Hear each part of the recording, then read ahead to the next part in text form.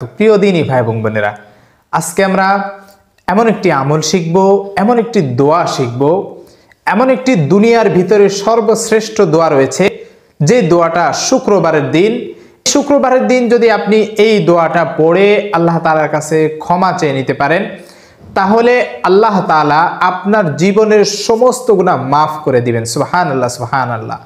এমন কার্যকরী এমন একটি দোয়া আজকে আমরা সেই ছোট্ট দোয়াটা শিখব এবং বাংলা উচ্চারণ সহ আমি স্ক্রিনে দিয়ে দিব, যাতে করে আপনিও সেই দোয়াটা পড়ে আল্লাহ তাআলার কাছে নিজের গুনাহের জন্য ক্ষমা চেয়ে নিতে পারেন।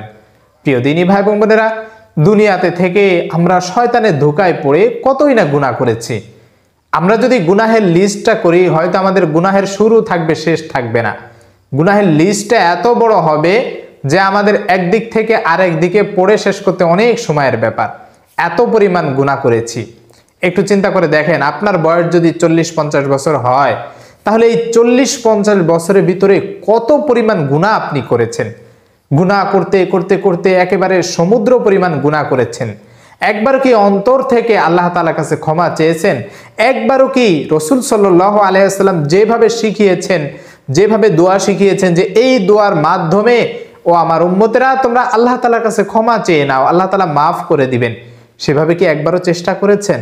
একটু কি ভেবে দেখেছেন যে আপনার একেবারে খুব খুব স্বল্প সময় হায়াত রয়েছে? যেভাবে প্রিয় নবী সাল্লাল্লাহু আলাইহি ওয়াসাল্লাম বলেছেন যে আমার এবং কিয়ামতের মাঝখানে এতটুকু পরিমাণ খালি জায়গা রয়েছে বা দূরত্ব রয়েছে, মানে এতটুকু সময় বাকি আছে কিয়ামত সংগঠিত হতে। তাহলে একটু চিন্তা করে দেখেন তো, প্রিয় নবী সাল্লাল্লাহু আলাইহি ওয়াসাল্লাম আজ থেকে প্রায় 1500 বছর আগে জানিয়ে দিয়েছেন যে অল্প সময় বাকি রয়েছে। তাহলে আমাদের হায়াত কতটুকু? আমাদের হায়াত একেবারে সামান্য। যে কোনো মুহূর্তে আমরা শেষ নিঃশ্বাস ত্যাগ করতে পারি।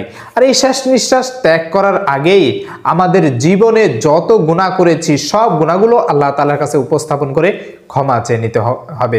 আল্লাহ তাআলা এতটা মহান, এতটা দয়ালু, যদি এমন ছোট ছোট দোয়া পড়ে আল্লাহ তাআলার কাছে ক্ষমা চেয়ে নেয় কোনো বান্দা, আল্লাহ তাআলা সেই বান্দার গুনাহগুলো, সারা জীবনে যত গুনাহ আছে সেই গুনাহগুলো ক্ষমার ঘোষণা করেছেন।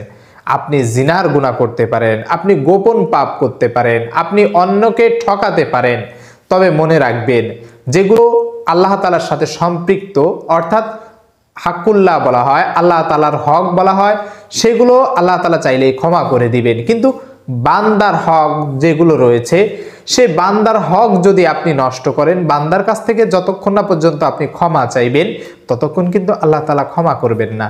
কাল কিয়ামতের ময়দানে আপনার নেকের বিনিময়ে সেই যে অন্যায়গুলো করেছেন, গুনাহগুলো করেছেন, এগুলো বদলায় নিতে হবে। আপনি যদি এখন এমন হয় যে কারো কাছ থেকে 1 লক্ষ টাকা আপনি ঘুষ নিয়েছেন, সুদ নিয়েছেন বা জুলুম করে নিয়েছেন, আল্লাহ তাআলা কাল কিয়ামতের ময়দানে এর বিনিময়ে আপনাকে এমন কঠিন শাস্তি দিবেন যে ওই বান্দা আল্লাহ তাআলা দরবারে বলবে, আল্লাহ জুলুম করে, অন্যায় করে আমার থেকে এই অর্থ সম্পদ, এই টাকা পয়সা নিয়েছে, আমি আজকে সেগুলো ফেরত চাই। যেহেতু সে ফেরত দিতে পারবে না বা আপনি ফেরত দিতে পারবো না, আমার নেকি দিয়ে তার গুনাহ নিতে হবে। তার গুনাহ আমাকে দিবে, আমার নেকি তাকে দেওয়া হবে, এইভাবে বদলাতে হবে।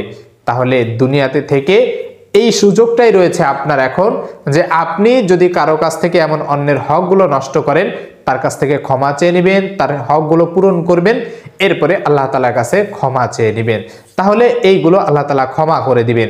আর যদি এমন গুনাহ হয় যে আপনি নামাজ পড়েন নাই, রোজা রাখেন নাই, হজ ফরজ ছিল হজ করেন নাই, যাকাত ফরজ ছিল আপনি যাকাত আদায় করেন নাই, যদি এমন হয়, মিথ্যা কথা বলেছেন, যদি এমন কিছু হয়, তাহলে আল্লাহ তাআলার কাছে এই দোয়াটা পড়ে কান্নাকাটি করেন, ইনশাআল্লাহ আল্লাহ তাআলা সব গুনাহ মাফ করে দিবেন।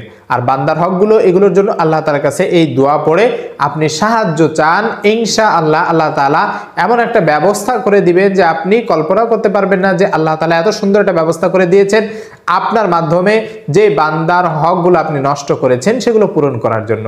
আর যদি এমন হয়, এমন মানুষের কাছ থেকে আপনি হক নষ্ট করেছেন, টাকা পয়সা, তাহলে আপনার পক্ষ থেকে আপনি তার নামে দান করে দিবেন, যে আল্লাহ তাকে তার খুঁজে পাচ্ছি না, আমার পক্ষ থেকে আমি দান করে দিচ্ছি, এর নেকিগুলো তুমি তাকে দান করে দিও। এইভাবে আপনি আপনার দায়টা অন্তত আল্লাহ তাআলার কাছে এইভাবে উপস্থাপন করবেন, ইনশাআল্লাহ আল্লাহ তাআলা ক্ষমাশীল, দয়াশীল, মাফ করে দিবেন। আপনি যদি মনে করেন যে আপনি দরজা জানালা সব কিছু বন্ধ করে লেপ মুড়ি দিয়ে কম্বল মুড়ি দিয়ে নাটক সিনেমা গান বাজনা এগুলো দেখছেন, দুনিয়ার কেউ দেখছে না, কিন্তু আল্লাহ তাআলা দেখছেন। এই গুনাহগুলো গোপন যত পাপ রয়েছে এই গোপন পাপের জন্য আল্লাহ তাআলার কাছে ক্ষমা চেয়ে নেন, অন্যথা আল্লাহ কিন্তু মাফ করবেন না। তাই দুনিয়ার ভিতরে সর্বশ্রেষ্ঠ দোয়া প্রিয় নবী সাল্লাল্লাহু আলাইহি ওয়াসাল্লাম শিখিয়েছেন, যেটাকে বলা হয় সাইয়্যিদুল ইস্তিগফার বা ইস্তেগফারের একেবারে সর্দার সর্বশ্রেষ্ঠ দোয়া। এই দোয়াটা পড়ে কোনো বান্দা যদি আল্লাহ তাআলার কাছে ক্ষমা চায়, আল্লাহ তাআলা তাকে একেবারে নিষ্পাপ করে দেন। যেমনি ভাবে ভূমিষ্ঠ হয় শিশু মাত্র নিষ্পাপ হয়ে, ঠিক আপনাকে এইভাবে নিষ্পাপ করে দেওয়া হবে। ছোট্ট একটা দোয়া, একেবারে সহজ একটা দোয়া। এই দোয়াটা আমরা শিখব। এই দোয়াটা পড়ার আগে আপনি 3 বার দুরূদ শরীফ পড়ে নেবেন। দুরূদ শরীফ যেই দোয়ার শুরুতে পড়া হয়, আল্লাহ তাআলা সেই বান্দার হাত কখনোই ফিরিয়ে দেন না, সে বান্দার দোয়া কবুল করেই থাকেন রাসূল সাল্লাল্লাহু আলাইহি সাল্লামের সম্মানার্থে। যে বান্দা রাসূল সাল্লাল্লাহু আলাইহি সাল্লামের উপর দুরূদ পেশ করে, দুরূদ পাঠায়, আল্লাহ তাআলা সেই বান্দার খালি হাত কিভাবে ফিরিয়ে দেন। তাই আপনি দোয়া যখন করবেন তখন দুরূদ শরীফ 3 বার পড়ে নেবেন। এরপরে আপনি এই তাওবা ইস্তেগফার যেটাকে রয়েছে বা সাইয়্যিদুল ইস্তেগফার বলা হয়, এই সাইয়্যিদুল ইস্তেগফারটা পড়ে 2 হাত তুলে মুনাজাত করবেন আল্লাহ তাআলার কাছে। সাইয়্যিদুল ইস্তেগফার ছোট্ট একটা দোয়া, আমি বলি, আমি বাংলা উচ্চারণ সহ স্ক্রিনে দিয়ে দিচ্ছি, আমার মুখের দিকে আগে খেয়াল করেন, এরপরে স্ক্রিনেরটা দেখে দেখে আপনি শিখে নেবেন খুব সহজে। সাইয়্যিদুল ইস্তেগফার, আল্লাহুম্মা আনতা রব্বি লা ইলাহা ইল্লা আনতা খলাকতানি ওয়া আনা আবদুকা ওয়া আনা আলা আহদিকা ওয়া ওয়াদিকা মাস্তাতাতু আউযু বিকা মিন শাররি মা সানাতু আবুউ লাকা বিনি'মাতিকা আলাইয়া ওয়া আবুউ বিযামবি ফাগফিরলি ফাইন্নাহু লা ইয়াগফিরুয যুনুবা ইল্লা আনতা। কত সহজ একটা দোয়া, আমি স্ক্রিনে দিয়ে দিচ্ছি, আপনি এটা দেখে দেখে খুব সহজেই মুখস্থ করে নেবেন। কয়েকবার পড়বেন, আপনি ঘন ঘন শুনবেন, তাহলে দেখবেন যে আপনার মুখস্থ হয়ে যাবে। এবং প্রত্যেকটা দিন এই বাংলা উচ্চারণ, আরবিটা পারলে আরবিটা দেখে পড়বেন, যদি না পারেন এই বাংলা উচ্চারণটা দেখে দেখে আপনি মুখস্থ করে ফেলবেন। যে কোনো মুহূর্তে এই দোয়াটা 5 ওয়াক্ত নামাজের পরে হোক, তাহাজ্জুদের নামাজের পরে হোক, হাঁটতে চলতে ফিরতে যে কোনো সময় দোয়াটা পড়বেন আর আপনার গুনাহগুলোকে আল্লাহর সামনে স্মরণ করবেন, উপস্থাপন করবেন, তাহলে আল্লাহ তাআলা আপনাকে একেবারে নিষ্পাপ করে দিবেন।